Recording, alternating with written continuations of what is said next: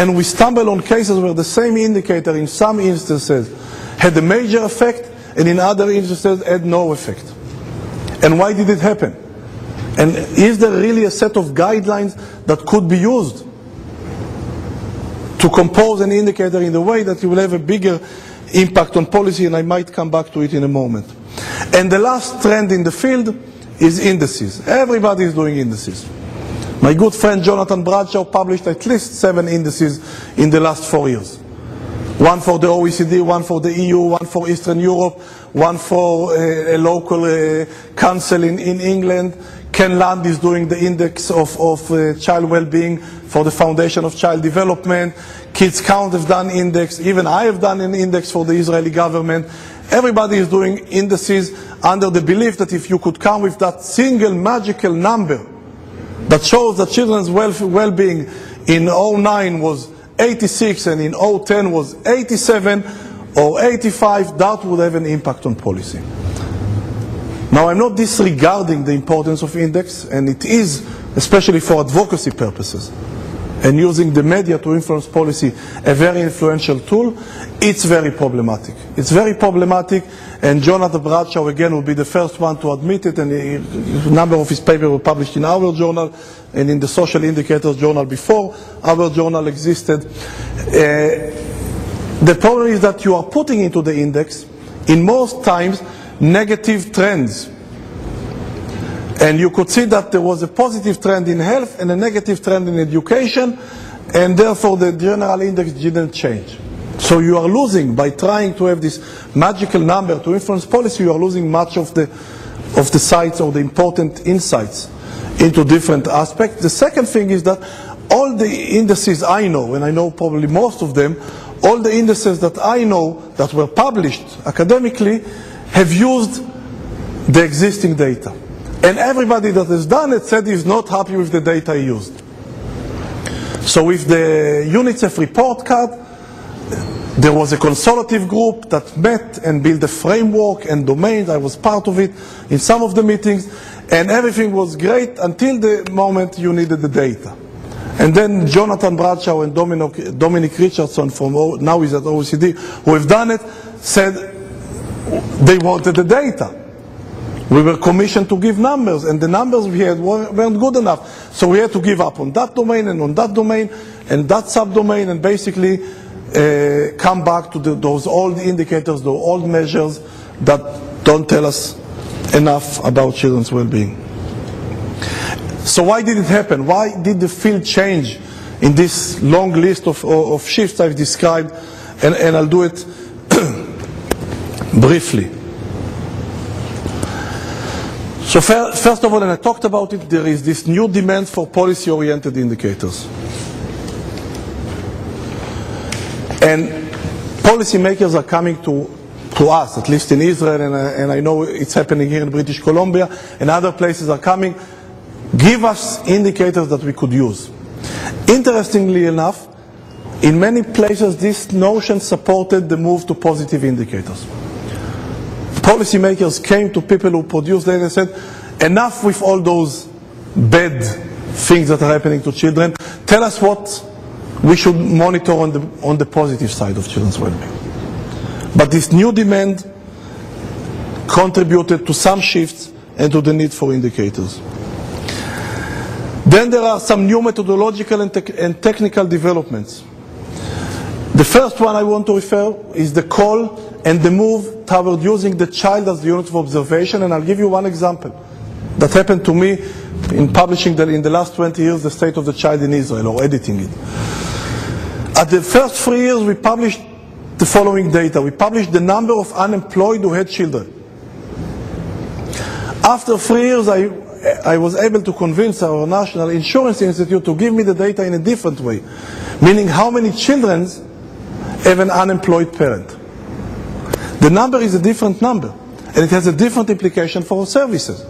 If you are interested in services for the unemployed, to help them deal with the unemployment, then you are interested in the former number.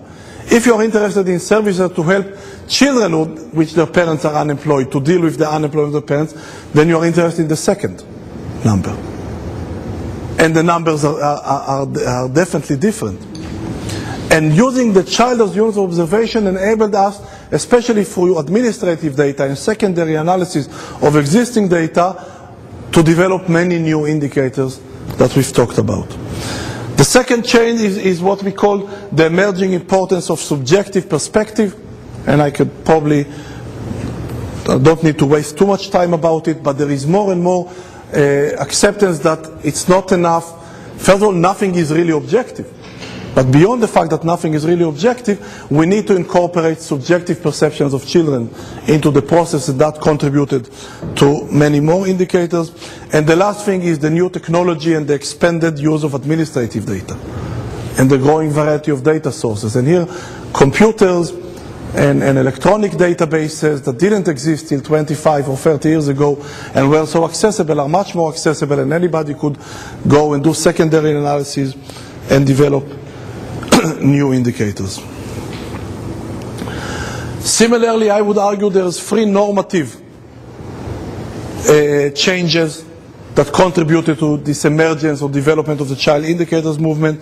The first one is the ecological theories of child development, and again, I don't think I need to elaborate too much about it, but the fact that you are looking beyond the family, beyond the personal, into additional circles and influences on children and interactions of children definitely supported the creation of many new indicators. The same is true for the normative approach of children's rights.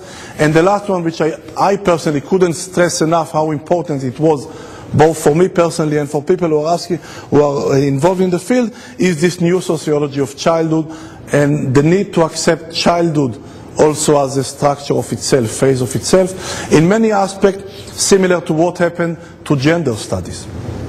The fact that two children, even if they live, one live in the island in Victoria and the other one live in the mainland in Vancouver, by virtue of being children, have enough in common to be considered a sociological construct or a group in itself was a major change in the way we think, the way we see children, and together with the fact that you need to focus on their current well-being and not only on their preparation for adulthood, created a new, basically almost a new field and lots of place for many new indicators and developments in the field. So some future perspectives. I think the field is maturing and is getting much more organized. I think there's going to be one major change. I think kids or children are going to be much more involved in the measuring and monitoring of their own well-being than what they were in the past. They will be involved in this effort, not only as sources of information, but probably also as part of focus group and think groups and the people who decide which data should be measured or which data should be collected, and also in the use of data to influence policy. On the way here, I talked with Michael and we talked about some of the interesting child policies initiatives in Europe that I learned about. One is, for example, to lower the voting age. Developmentally, I think at least there is no rationale why the voting age is 18. Could just as well be 17 or 16 or 19 or 20. Another very interesting mechanism is to, or suggested, it's not a mechanism yet, is to give parents of younger kids a double vote, in order to give kids or to give children and families a bigger political power. Because we have seen that in most Western countries, what happened in recent years is that the share, and I'm not against it, I'm for it, I'm a social worker and I'm for it, the share of the public expenditure for the elderly went up and the share of the public expenditure for children went down. And it has to do with political power and division of power altogether. I think that those advances and the projects and the international society and so on will grow, and I can share with you some of my, I'll do some self-promotion for ISKI, and I'm finishing in 2 minutes. When we established ISKI in 2005, after 10 years of this multinational project that preceded it, we met and we said, okay, we'll do the first conference in Chicago. Our first conference was in Chicago in 2007. And I said, okay, we are indicators, guys. What would be an indicator of success? And the argument was if we'll reach 80 participants. So in the conference in Chicago, we had 120 participants from all over the world. Our second conference, you'll see it in a moment, will be